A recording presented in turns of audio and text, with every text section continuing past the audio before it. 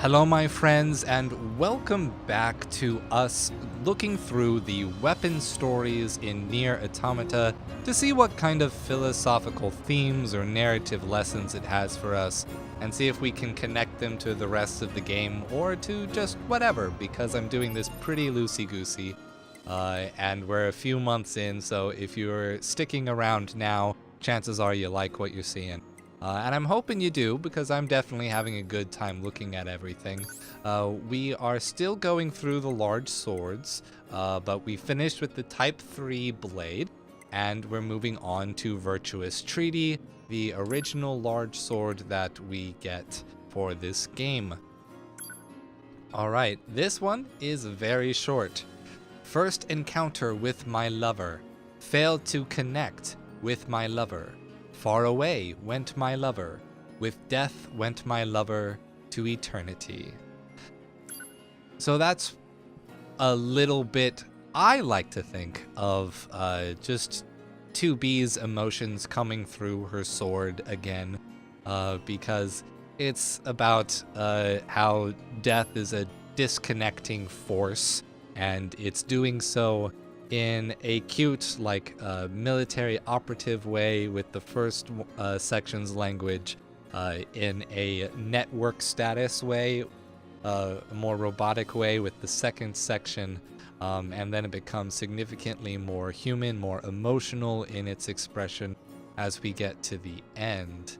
But I think we can leave that there because it's really just an emotional bit that is connected to the character interaction between 2B and 9S. Cruel Blood Oath, which is 9S's large sword. Let's take a look. I'll never forget the time we met. I knew ours was a love that would last for eternity. But even when by his side, his feelings were a mystery. It was painful not to know what he was thinking. So painful. When I was close, I hurt him, yet being distant hurt him more.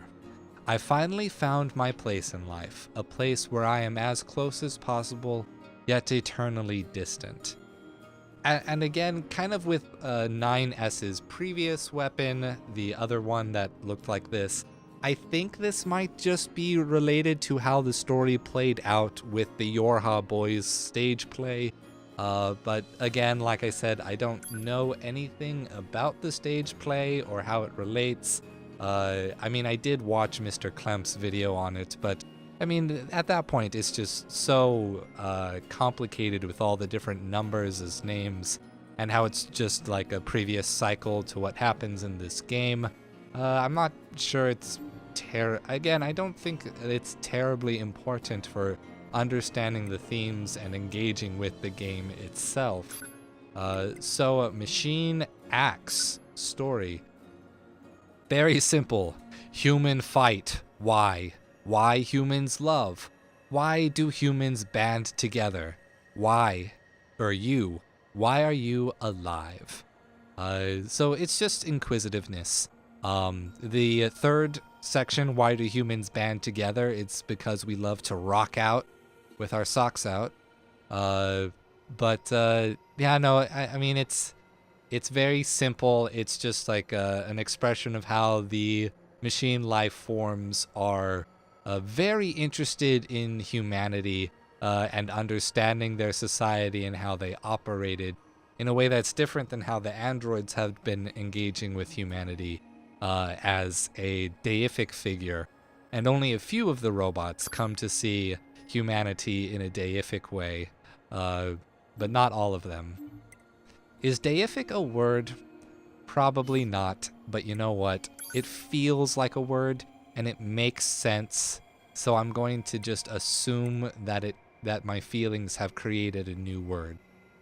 And now we're on to spears. Spears were by far my favorite weapon in the original game, but I didn't terribly like them so much for most of my playtime in this game.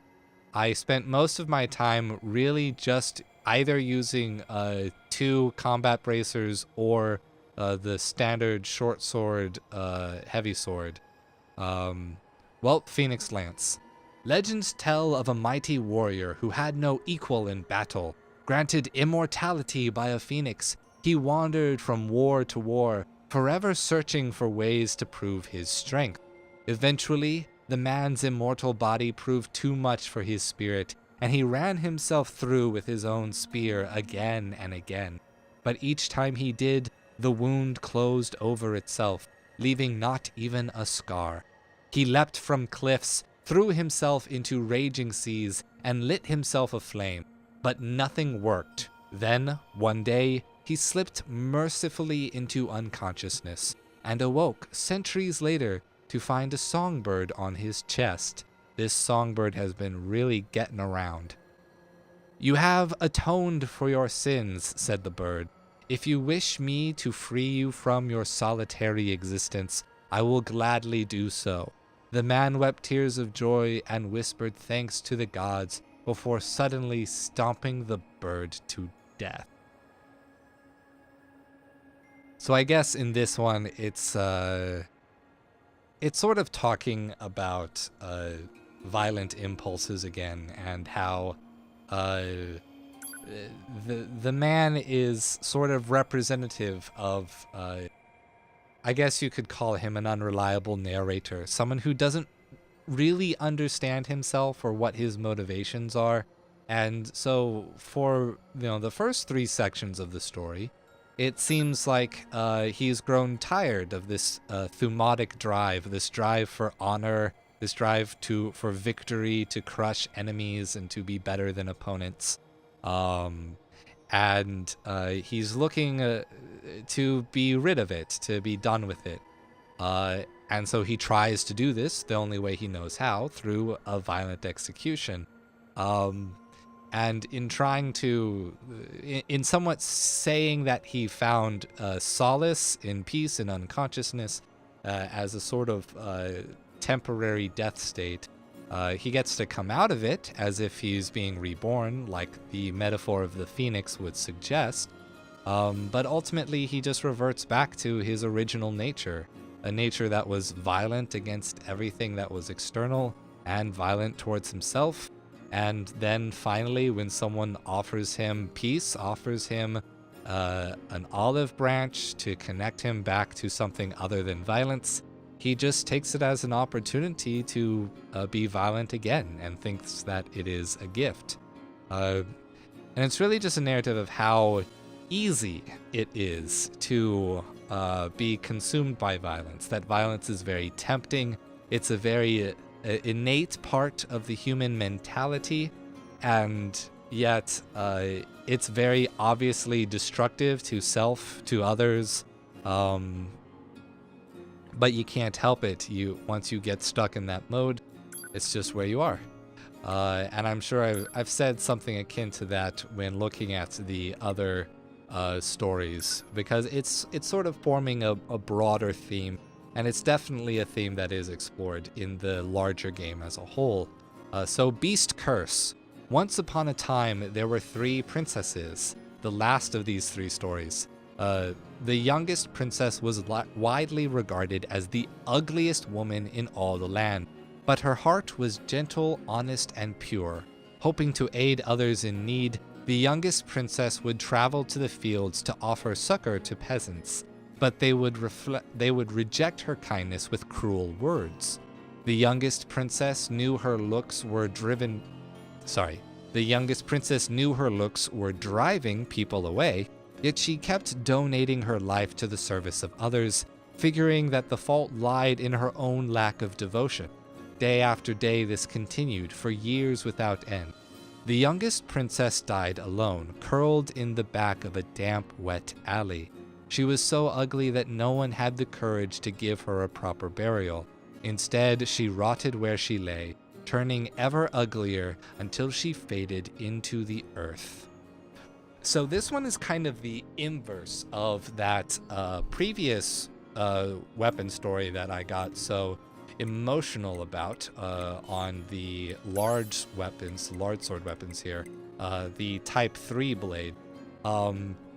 In that this one is essentially painting some degree of recognition here that I mean, society is unfair. There's going to be a lot of unfair things about it.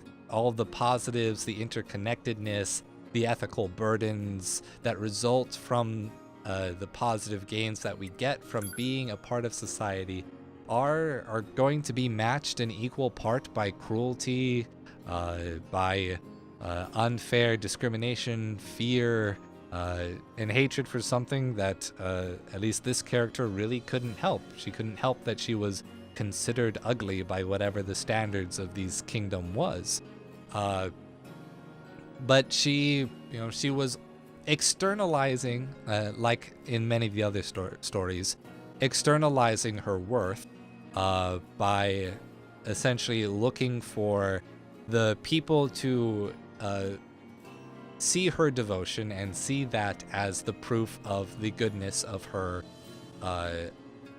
decisions, and that she was looking to get some kind of gain out of it.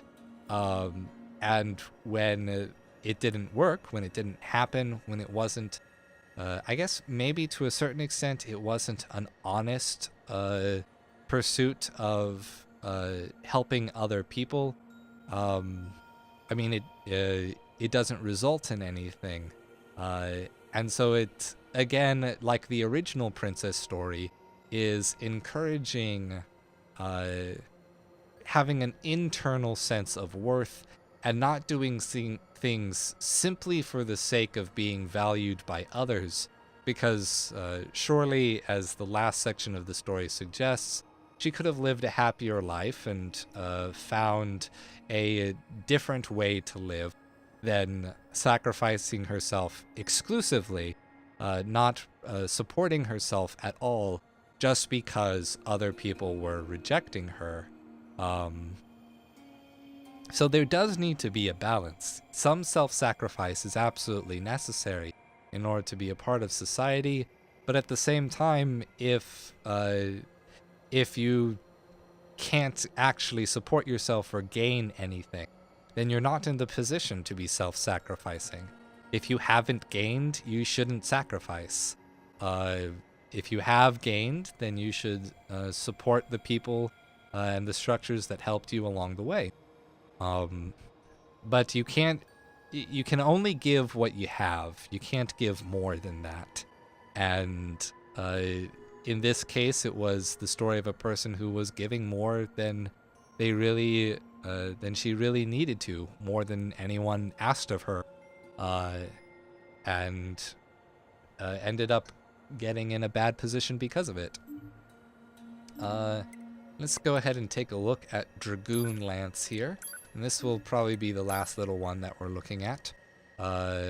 Symbol of the bond between a lord and an old dragon. This one is definitely the Drakengard reference, not that other one. I had a dream about the day we met. He was small, he was insignificant, he was weak, yet he hated the world just as I did. I decided to aid him, and he did the same for me. Thus was our friendship born. It wasn't perfect, of course. Mistakes were made along the way. Still, we remained friends. The blue wind that caresses these grasslands has a pleasing scent.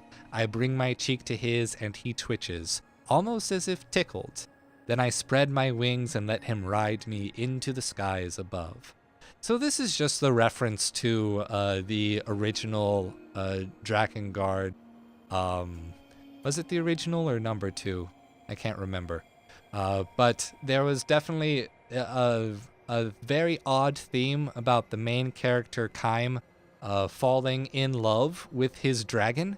And not like in a familiar way, in a 100% let's shake the bed because I love you in that kind of way, kind of love between this human man and a dragon woman. But I mean, it's just a sweet little story, and I think there's nothing wrong with that. However, I mean, you might be taken aback by how this story starts, because it's like, we bonded over our mutual hatred. But I mean, it kind of makes sense considering the setting of Drakengard, because their world was bad. It was nothing but constant ethical atrocities all over the place.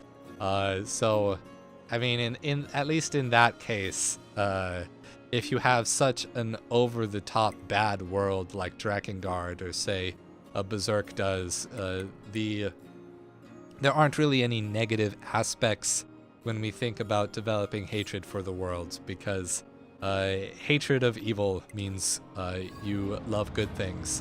You might just not know how to deal with it. So, I guess to finish this one up, to mimic the story of the man wielding the Phoenix Spear.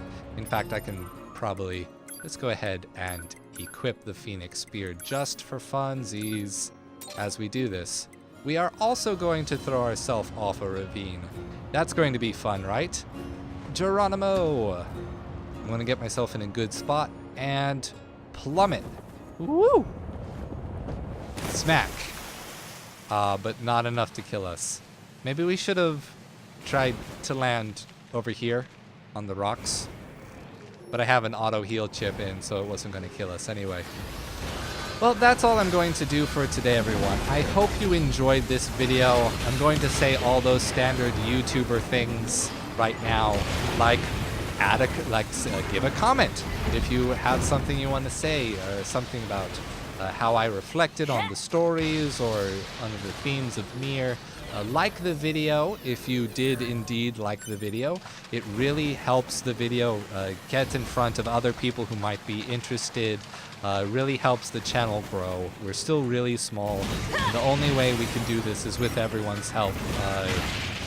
This thing doesn't really happen without anyone else, so I'm glad to have you stick around this long. I suppose the other thing I can tell you in terms of YouTuber words is share the video with people. Yeah, share it on the social medias, the medias which are definitely 100% safe. Facebook does nothing wrong. Facebook is definitely cares about your privacy and your information. There's nothing wrong with Facebook whatsoever. Just don't question it and everything will be fine. Thank you again. I'm going to go ahead and cut it off because that was just a ramble. I will see you next time, and as always, stay true.